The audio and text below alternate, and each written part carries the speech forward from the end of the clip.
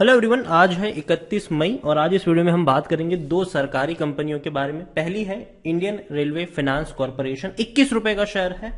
और दूसरी कंपनी इसी सेक्टर से जुड़ी हुई है रेल विकास निगम, 32 रुपए का यह शेयर है। और दोनों ही कंपनियां कह सकते हो कि सेफ कंपनियां कह सकते हो, हालांकि बहुत बड़ा मूव नहीं आएगा, लेकिन साल दर साल आप ये एक्सपेक्ट कर सकते हो कि 10-12% का रिटर्न यहां पर निकल सकता है। वीडियो में हम बातचीत करेंगे कि खरीदारी के लेवल कौन से हैं जहां पर और बेहतर रिटर्न आपको मिल सकते हैं। वीडियो को शुरू करूं उससे पहले अगर आपने अभी तक चैनल को सब्सक्राइब नहीं किया है तो प्लीज अभी इसे सब्सक्राइब कर लीजिए, क्योंकि आगे भी बहुत सारे वीडियोस हैं जो आपको काफी ज्यादा हेल्प करेंगे। उसके साथ साथ एक रिकमेंडेशन मेरी तरफ से वीडियो में आपको जरूर देखने को मिलेगी, जो आपको इन्वेस्टमेंट के लिए काफी बेहतरीन ऑप्शन मिलेगा यहां पर।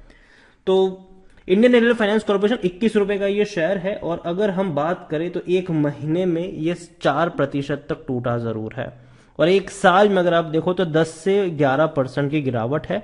जब भी टूटा बाउंस बैक आया है, जब भी टूटा है, और अभी अगर आप देखो तो भैया गिरावट में ही है। अब तक का जो सबसे बड़ा लो था इसका वो 21 रुपए का ही था, और अभी ये उसी के आसपास है।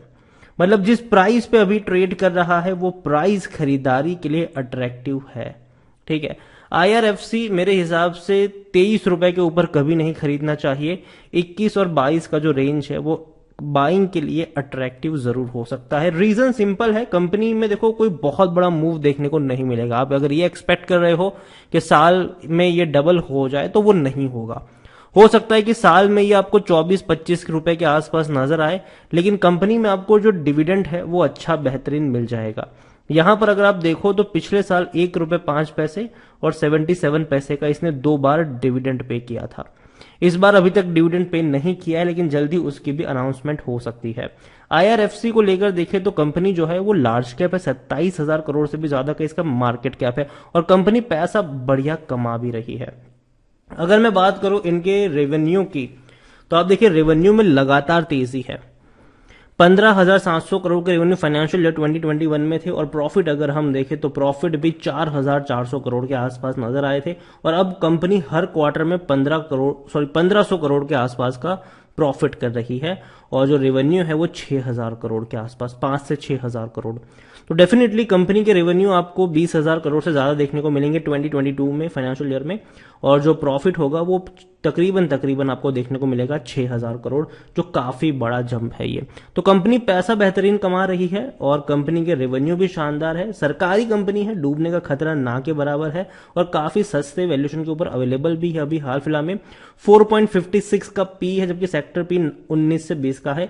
100% एनालिस्ट कहते हैं खरीदारी करो, लेकिन एक चीज हमेशा याद रखना, यहां पर अनरियलिस्टिक अप्रोच के साथ खरीदारी मत करना कि पैसा डबल हो जाए, 30-40% का यहां पर 1-2 महीने में आपको रिटर्न मिल जाए। ऐसा नहीं होने वाला है।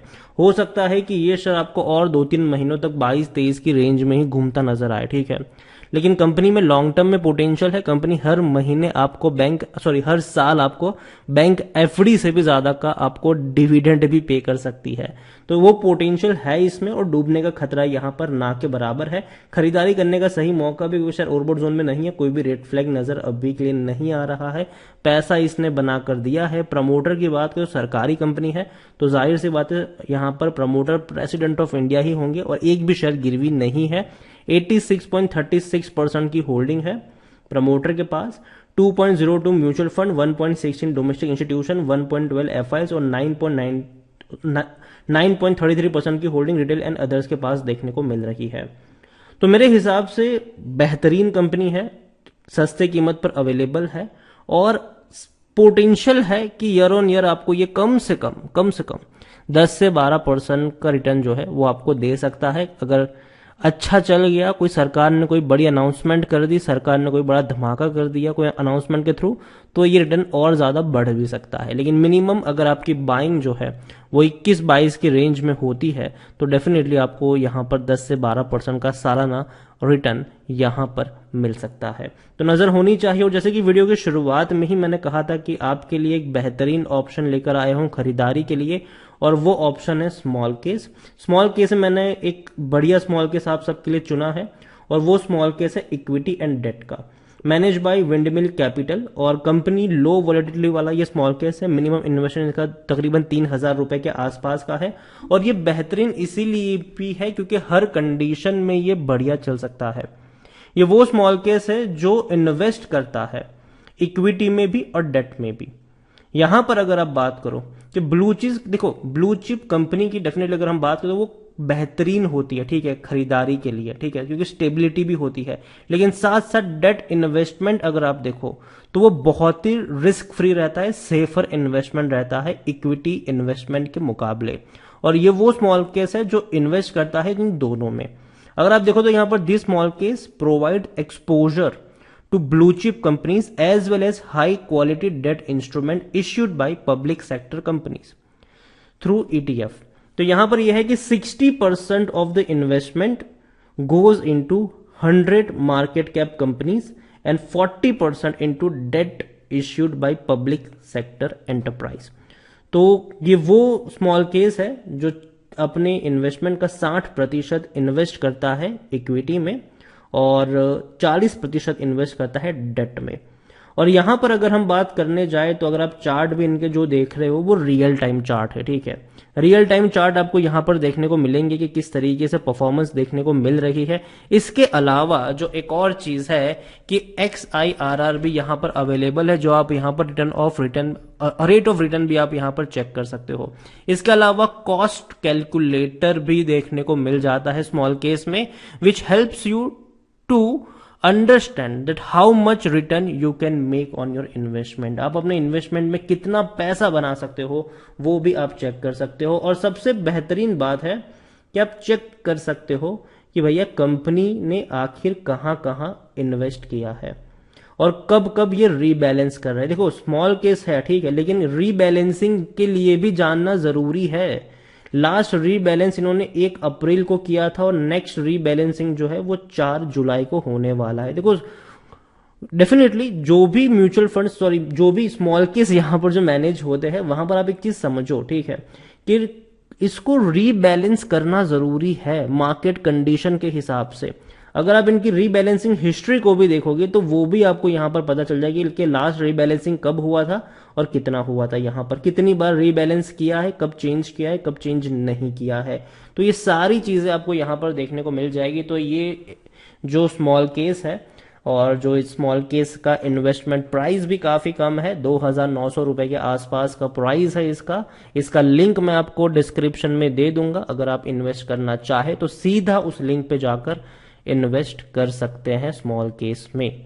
तो बेहतरीन स्मॉल केस है, नजर आपकी होनी चाहिए। दूसरी कंपनी है रेल विकास निगम पे अगर हम लौटते हैं तो 32 रुपए का ये शेयर है। एक महीने में अगर आप देखो तो रेल विकास निगम ने पिछले 1 महीने में जो पैसा बना कर दिया है वो 3% की गिरावट के साथ दिया है। आप देख सकते हो टूटा था ये शेयर, ठीक है, 31-30 रुपए तक गया, ठीक है, वापस बाउंस बैक कर गया।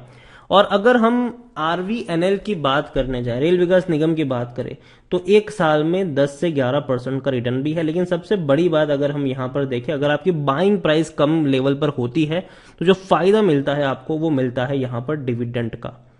अब देखो इस बार इन्होंने 1.58 रुपीज का ऑलरेडी डिविडेंड पे कर दिया है, ठीक है, ऑलरेडी पे कर दिया है। पिछले साल भी इतना ही इसने डिविडेंड पे किया था, 2021 में 2 बार, 20 में 1 रुपए 14 पैसे का इसने डिविडेंड पे किया था। तो कुल मिलाकर अगर हम 3 साल के इनके डिविडेंड पे ही नजर करें तो ये वो कंपनी है जिसने 3 साल में 4 से 4.5 रुपए का डिविडेंड पे कर चुकी है ये कंपनी। रेल विकास निगम को लेकर मैं कहूंगा कि भैया कंपनी सस्ती तो ये भी है, 7.31 का इसका पी है, जबकि सेक्टर पी 20 के आसपास, और इसलिए 100% एनालिस्ट कहते हैं खरीदारी करो। खरीदारी करने का सही मौका भी शायद ओवरबॉट जोन में नहीं है, कोई भी रेड फ्लैग नजर नहीं आ रहा। जहां तक बाइंग की बात है, मुझे यहां पर 30 रुपए का जो रेंज है वो पसंद आता है क्योंकि वो एक स्ट्रॉन्ग सपोर्ट के तौर पर काम कर रहा है। इससे पहले भी अगर आप देखो तो 30 रुपए की रेंज में इसने 2021 सितंबर महीने में कंसोलिडेट किया था, बड़ा ब्रेकआउट दिखाया था, टूट कर बिखरा भी तो ये 30 रुपए के आसपास आया था, वहां से दोबारा तेजी आई, दोबारा टूट के ये 30 पे आया, दोबारा तेजी की तरफ भाग रहा है। 30 रुपए के रेंज पे अगर रेल विकास निगम मिलता है तो इसको छोड़ना नहीं चाहिए। वीडियो को यहीं पे एंड करूंगा, पसंद आया हो तो लाइक कर, शेयर कर, चैनल पर अगर पहली बार है तो प्लीज सब्सक्राइब करें। और रेल विकास निगम और उसके साथ साथ इंडियन रेलवे फाइनेंस कॉर्पोरेशन दोनों के बारे में क्या सोचते हैं वो भी आप मुझे कमेंट में लिखकर बता सकते हैं। Thank you.